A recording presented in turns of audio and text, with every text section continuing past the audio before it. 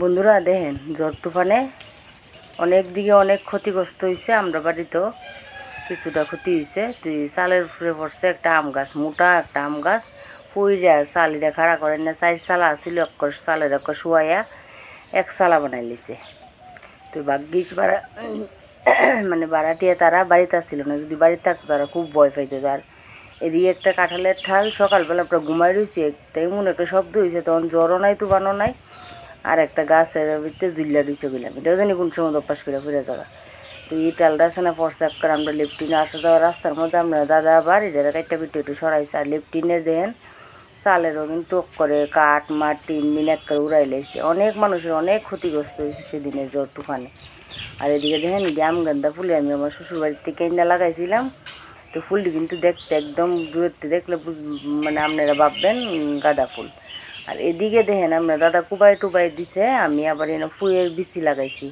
তারপর ওই যে দাগ দাগ দিয়ে দেখতেছেন লাইন, মানে দাগ দিছি দিয়ে দিয়ে লাইন করে লাগাইছি। আর বেশি করে গুছাই দিছি, চারা উঠলে নিয়ে লাগাই দেবো। আর ইন্দা আমি কয়েকটা মলচা ফুলের চারা লাগাইছি, গুরুদেবের দন লাগে ফুল। তো এই ফুলটিও দিই, হলুদ ফুলটিও দিই। আম গেন্দা আমার বাড়ি 2 জাতের আছে, হলুদ আর কমলা, দুটোই খুব সুন্দর। তো এটি কিন্তু ঠাকুরের সেবায় দঞ্জা ফুলের যে কষ্ট। আর এদিকে একটা অপরাজিতা ফুল গাছও একটা নতুন ফুল ছিঁচছে, মানে নতুন গাছও নতুন ফুল ছিঁচছে, সাদা ঘন পাপড়ি। আর এদিকে পিছনটা দায়া কিন্তু আপনারা আবার দেখাইতেছি বালা করে। এই দেন গাছটা মাঝখানটা বাইঙ্গিয়া ওই দিয়েছে আমার রান্নাঘরের চালটা। আমার রান্নাঘরের চালের থেকে একদম করে এই তারাঘরের চালের মধ্যে পড়ছে। এটা মানে আপনার পিছনটা আপনার দেখাইতেছি আর কি। এই অবস্থায় তাহলে সরাইতে লাগছে এমনি। আজকে এটি সরাইছে কামলা লইয়া মালিকে 2,500 টাকা লাগছে কামলারে। তারপরে কিন্তু আমি আই পড়ছি হাঁস মুরগ ছাড়তাম। তো হাঁস মুরগ বেশি নেই, একটা মুরগ আর 6টা না 7টা বাচ্চা আছে। একদিন করে একটা একটা করে বাচ্চা কমে। তো মুরগির বাচ্চাটি বাইরেও না কেড়ে আমি আবার দূরের থেকে চাইয়া রয়েছি। মুরগটা এনে ঘুরতেছে।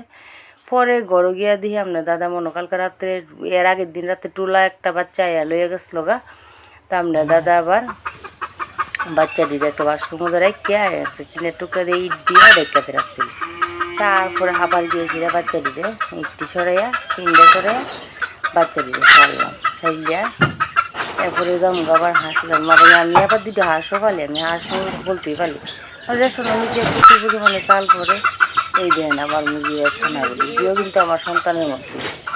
আমি জানি দাদা আমার পিছনে যাইব খাওয়ান দাওয়ানের লেগে। হাঁসটি তো পারলে ওই রাস একটা আছে, এটা পারলে আমার কুলোয় পড়ে। আমার শব্দ যদি বা রাত্র যদি অন্ধকারের মধ্যে যদি মানে কাশি টাশি দেই, আমার শব্দ পাইলে এটা শব্দ করব। এই যে দেখেন আমার 2জন আরও সন্তান এটি করে আমার পিছনে থাকবো। পারলে আমার গড়ায় আমার বিছনার মধ্যে 2টা বইয়াতে। তারপরে চলেন দেখি গিয়ে আমরা দাদা কিতা করে। আমরা দাদা সবজি খেত, সকাল সকাল গেছে গা ওরা, মানে সকালে মর্নিং ওয়াক করে এসিরা তারপরে সবজি খেত গিয়ে সেরা। মানে রুদ্ররা সকালে তো থাকে না, তাপটা কম থাকে, বিকালেও তাপটা আমরা দাদা সকাল বিকালে একটু কাজ করে সবজি খেত। কাজ করলে মানে যদ্দূরই করে আমরা বাড়িঘর খাওয়ার মতো ওই জায়গা। তুই সার গোবর সার একদম শুধু গোবর দিয়া আপনারা বিশ্বাস করতেন না, শুধু গোবর দিয়া কিন্তু এই আপনার দাদা এই সবজি টবজি করে। ওই দেন আপনার দাদা। আর এদিকে দেখেন ডাটা ফেলাইছে, কি সুন্দর ডাটা দিয়েছে। আরে বাপ কি দেখা যাক দূরে অনেক পাতলা করতে গো 2 দিন। 2 দিন শাক খাইছি উড়ে ছোটো একদম ছোটো দিই কচি কড়াইয়ের মধ্যে দিলে দিলে তো বত্তা হয়ে যাবে, বললেও দর লাগে না এমন অবস্থা। তারপরে আমরা দাদা কিন্তু জিঙ্গার আছে, জিঙ্গাও ধরাই লেছি। যত্ন করে তো সারাদিন খুবই যত্ন করে। রেশন থেকে আয়া দুপুরবেলা রোদের মধ্যে ফিরে থাকে ঘুমা আমাদের ওইটা এটা। তো 2টা গাছ 2-3 দিন পরে 3টা জিঙ্গা পারলাম না, লোক অবশ্যই শেয়ার করুন। এরপরে মুখ ধুইতে না চাকাইতে না।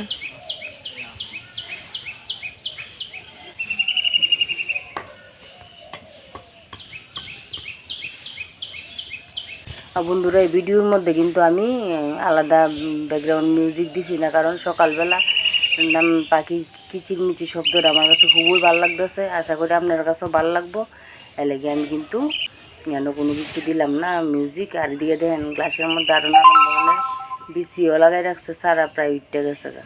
তারপরে আমরা দাদা কুতলি লাউর ডুগা কাটতে রাখছে, ইডি বাড়িতে নিয়ে এসে আবার বাসুম, আবার এখান থেকে অর্ধেকটি ওই যে আমার এই ঘর যে নিচের বাড়ির আছে, মানে যেদিকে আমি রাস্তা দাই নিচে একটা বাড়ি আছে, যে এই তারাও আমি অর্ধেকটি ডুগা দিছি। তারপরে আমরা দাদা করলা গাছে নিচে গেছে, প্রায় ওখানে রোজ ওই বাঁকা তেরা, তারপরে পোকা পাকা এরকম করলা ফাইরা ফাইরা ফালানো লাগে, তুই না ফালাই এটি আবার আমি কুচাই কুচাই যে এটি বালা লন যা এটি আমার কুচাই কুচাই ডেইলি ঘরের মধ্যে একটা কুচানো করলা ভাজা রান্না করতো, কারণ বালা থাকে না তো বেশি, বালা থাকলে আপনার চাক চাক কইরা লন যে ঠিক না।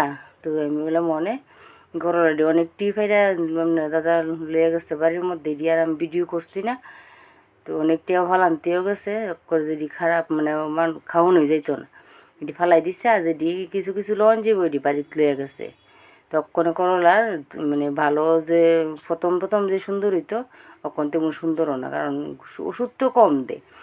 আর এটা আমি মানি যে সার গোবর দিয়া করে না ঠিক, ওই কেমিক্যাল দিয়ে গোবর দে সরি কিতা কই কেমিক্যাল দেয় না, কিন্তু করলা গাছও কেউ গ্যারান্টি দিত না যে কেমিক্যাল দেয় না, একটু হইলে দেওয়ান লাগে কেমিক্যাল করলা তার বেগুন গাছের মধ্যে। আর এদিকে দেখেন আগে ওই কটা ডাটা ফালাইছিল, এটি আবার সুন্দর হইয়া ওই উঠছে, পাতলা পাতলা মোটা মোটা ওই উঠছে। ক্যামেরার মধ্যে আমি তেমন দেখাইতে পারছি না। তো বন্ধুরা শুভ সকাল, সবাইকে আমার চ্যানেলে অনেক অনেক স্বাগত এবং অনেক অনেক ভালোবাসা। বন্ধুরা আপনারা সবাই কেমন আছেন? আশা করি যে যেখানেই আছেন খুব ভালো আছেন, আমিও খুব ভালো আছি। তো দেখলেন সকালবেলা উঠতে হাঁস মুরগ ছাড়লাম, আর কি দুর্ঘটনা ঘটছে দেখাইলাম। তো আপনার দাদা আমি ঘুমিতে দিয়ে আপনার দাদা ঘরনায় মানে ঘরনায় সকালে আর বিকালে একটু মানে আরাম করে কাজ করতে পারে, তার কারণ হয়েছে সকাল বিকালে রৌদ্রর তাপটা কম থাকে, দুপুর হলে তো আরে বাপরি কালকে তো কি গরম গেছে।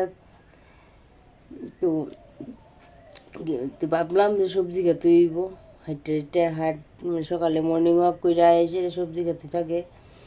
তো দেখাইলাম তো কিতা করে, তো অক্ষণে গড় আইলাম, মুখ টুক ধুইলাম, তিনজন চাটা খাইলাম, খাইয়াতে সেরা। তো আমরা দাদা আবার মনে গেছে গা সবজি খেত। ভিডিওটা সবাই অনুরোধ করতেছি, ভিডিও দেখার আগে একটা লাইক দিয়ে পুরো ভিডিওটা দেখবেন না। আর তিনি ব্লগ তো সব একটু বড় হইবই, যদি আপনারা এত সময় না থাকে বন্ধুরা আপনারা চালাই আপনারা কাজ করেন, তবু আমার ভিডিওটা ফুল ওয়াচ করে দিয়েন। হ্যাঁ অক্ষণ রেখা দিই, ঠিক আছে। তারপর সব কাটটা কুটে এদিকে দেখেন রান্নার জোগাড় করে লাইছি, আনো মোচা আর পেঁপে আর এই লাউর ডুগাডি দিয়ে একটা নিরামিষ তরকারি রান্না করুম। আর করুম এই যে করলা যে আমি কইছিলাম আপনার দাদা ফাইরা আনছেন যেন পাকা টাকা অনেক করলার পাতা দিয়ে লইছিলাম, শাক করতাম, কিন্তু শরীর কন্ডিশনার লেগে খারাপের লেগে শাকটা করছি। বন্ধুরা ব্লগ কিতা করুম, ব্লগ প্রায় সময় ব্লগ আদা মাদা কইরা ফিরাই মানে রেখা দিই। শরীরের কন্ডিশন অক্ষণ বেলা তখন খারাপ, তো অন্য শরীরটা জানি কিতা করতেছে। রাইন্দা তো খাইতে হইব, আপনার দাদা বাইরে গেছে না খাই ওই, কারণ আজকে কালকে রাত্রে চালান বাইরেছে, পেছনে চালান কাটতে হইব, গেছে চালান কাটতো। তখন দুই দিকে বয়াইছি, একদিকে বয়াইছি অক্ষণ, আরেকদিকে ওই কারেন্টের চুলার মধ্যে এই কলার মোচা আমরা কই থুর, তো অনেকে কলার মোচা ভাববো আইসি, কিন্তু তরকারিটা কালো হয়ে যাবো গা নিরামিষ তরকারি দেবো। আর ওখানে করলাটি সিদ্ধ হইতে হইতে করলাটি জল বাইকা ধরি লবণ বাইকা রাখছিলাম, আর করলা ভাজাটি করে লই যাবে। গ্যাসটা উপরে নিচে নামাইছে, আমি দাঁড়ায় থাকি যে রান্ধুম, এতে শক্তি নেই, মানে গ্যাসটা নিচে নামাইছি রেন্দালি। আর মাছ আনানোর কথা কইছিলাম, মাছ পাইছে না, তো মাছ ছাড়া ওই গাছের টানাই না অনেক কিছু আইটেম হয়েছে, দেখলো নিত্য আপনারা দেখাইলাম গীতা গীতা কাটটা কুটটা রাখলাম। এইটা বক্কর চক্কর রানতো সময় লাগবো, ডাইল রানতাম না, ডাইল তো একটা ডাইলের মতো একটা সবজি হইব, ওই সিমের বিচি দিয়ে লাউর ডুগা দিয়ে। কালকে রাত্রে একটু ডাইল রাঁধছিলাম, টমেটো দিয়ে একটু ডাইল রয়েছে, ওখানে করলা ভাজাটা আর ভাত রান্না করুন তো আগে। কইরা সালে যদি আমরা দাদা আয় পড়ে তাহলে খেয়ে লাইতে আজকে বলে রুটি খাইতো না, কারণ আটা ডিজা আনছে করে অনেক দিনই আছে গা, আটা ডিজা তিতা লাগে।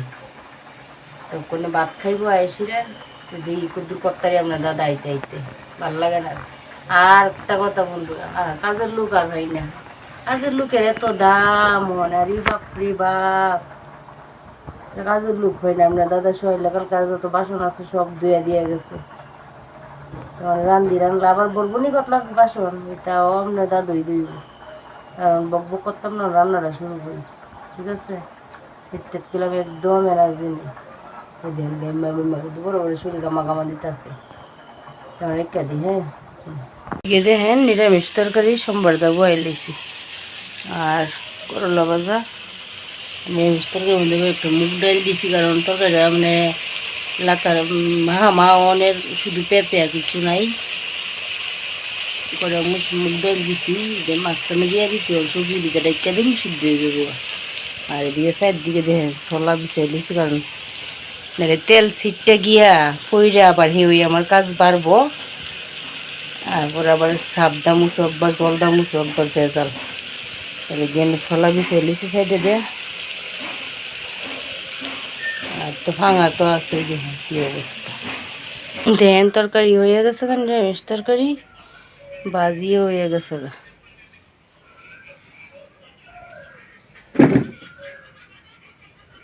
বই দিছি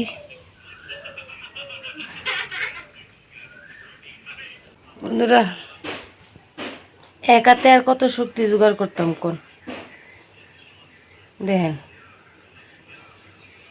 তেল পড়েছে কতলা, শরীরটার মধ্যে যে একটা কাপড়টা রয়েছে বন্ধুরা, একাতে একাতে আর কত করতাম, করতে করতে একাতে একাতে কাজ যাতে শক্তিও কমবে জায়গা। ফলাই দিলাম নি কতলা তেল ওখানে, এদিকে চাল দিয়ে দিছি। মনে কর না এটা ফেলাই দিছি তো ফেলাই দিছি, আপনার দাদা মুখ শব্দ করতো না যে কেড়ে ফেলাই দিছ হ্যান ত্যান কিচ্ছু কইতো না। কিন্তু আমার তো এটা যে তেলটা উঠো এই জায়গাটা সাবদা মুছো নিলে জায়গাটা হয়ে যাবো তেল কাশতে কোন করে, ভাল লাগে না আমার, আর ভাল লাগে না বন্ধুরা। তো আইয়ানো একটা আমি রেসিপি করুম, তার লেগে কিন্তু আমি ক্যামেরা লাগাই লেছি, এই রেসিপিটা লেগে আলু বয়াইছি, তো এটা পরের ভিডিওতে আপনারা দেখতে পাইবেন। তো তারপরে কিন্তু আমরা দাদা আই পড়ছে, আমরা দাদারে ভাত ডালাইছি দিয়ে আমি স্নান টান করে সেটা আমিও ভাত খেতাম বলেছি। তো ভিডিওটা আজকে আর বাড়াইতাম না, এই পর্যন্তই রাখলাম। ভালো লাগলে লাইক শেয়ার কমেন্ট করবেন, নতুন দর্শক হইলে আমার চ্যানেলটা সাবস্ক্রাইব করে আমার পরিবারের একজন সদস্য হয়ে আমাকে আরও এগিয়ে নিয়ে যেতে সাহায্য করবেন। তাই আমি ভাত খেতে খেতে এই ভিডিওটা এনে শেষ করে দিতেছি। চলে আসবো নতুন কোনো ব্লগ বা রেসিপির সাথে, ততক্ষণ পর্যন্ত সবাই ভালো থাকবেন, সবাই সুস্থ থাকবেন, সবাই অল টাইম হাসি খুশি থাকবেন।